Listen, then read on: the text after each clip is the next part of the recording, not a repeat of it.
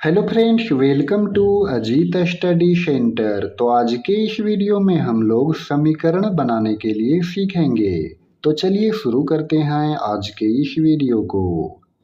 तो देखिए, समीकरण को इंग्लिश में इक्वेशन कहते हैं। ठीक है, तो यहाँ पर देखिए समीकरण का एक क्वेश्चन है x/3 प्लस x/6 और बराबर में है 12।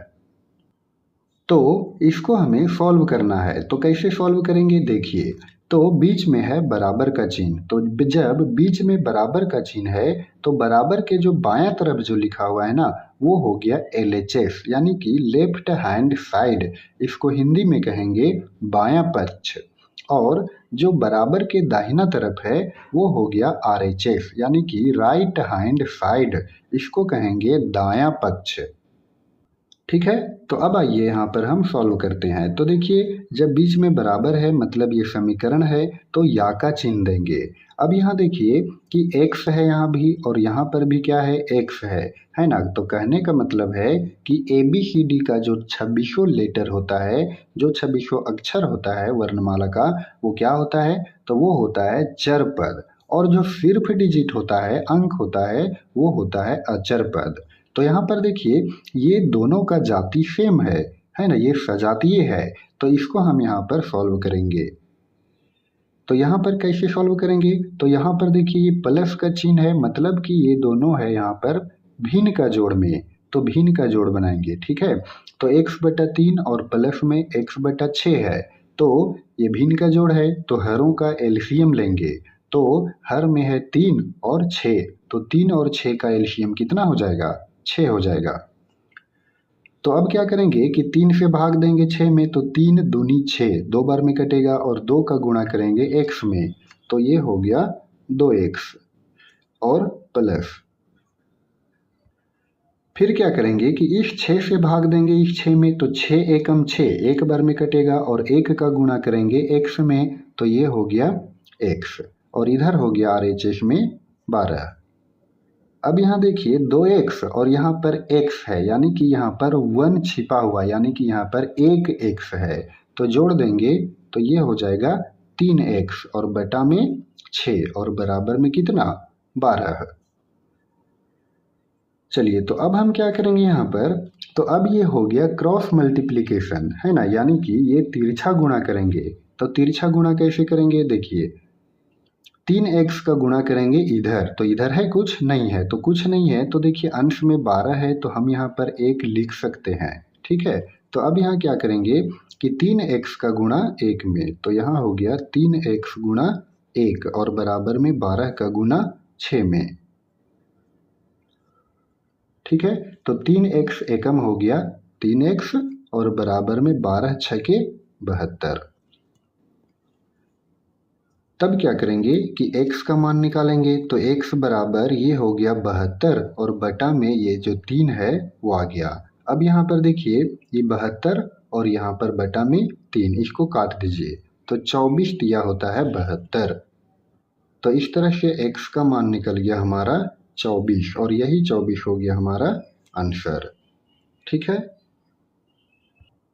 तो फ्रेंड्स आई होप कि आपको ये प्रश्न अच्छे से समझ में आया होगा।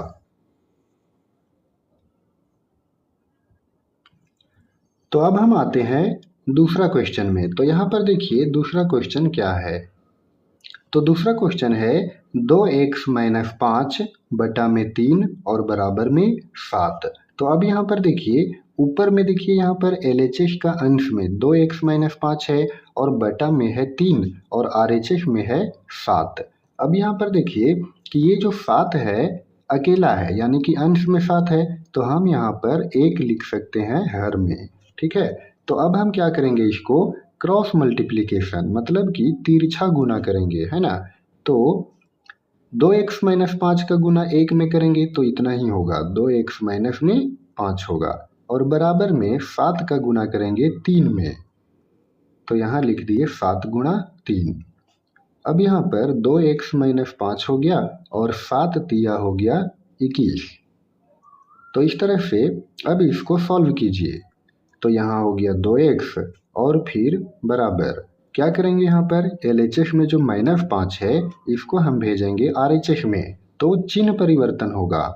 तो ये हो गया 21 और ये -5 जो है जब RHS में आएगा तो +5।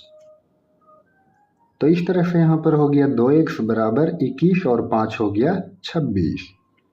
तो यहाँ पर x का मान निकालेंगे तो ये हो गया 26 अंश में और ये जो 2 है वो आ जाएगा हर में। तो इस तरह से 13 दूनी 26 कट गया। तो यहाँ पर x का मान निकल गया हमारा 13 और यही हो गया आंसर। ठीक है। तो फ्रेंड्स आई होप कि आपको ये प्रश्न भी अच्छे से समझ में आया होगा।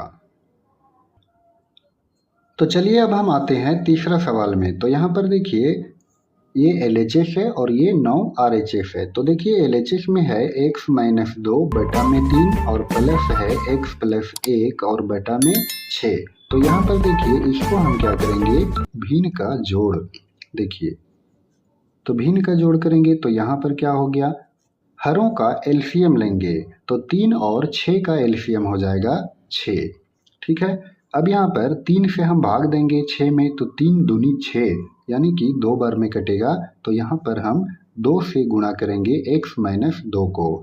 तो यहाँ हो गया 2 इंटू है ना, इंटू के बाहर में 2 है और यहाँ पर हम गुणा करेंगे x - 2 में और फिर प्लस। अब यहाँ पर देखिए 6 से भाग देंगे 6 में तो 6 एकम 6 यानी कि 1 हो गया। अब 1 से गुणा करेंगे x + 1 में और इधर जो है RHS में 9 हो गया। तो अब क्या करेंगे देखिए 2 जो है वो इंटू के बाहर है मतलब कि 2 का गुणा करेंगे एक बार x में और एक बार फिर माइनस में 2 से।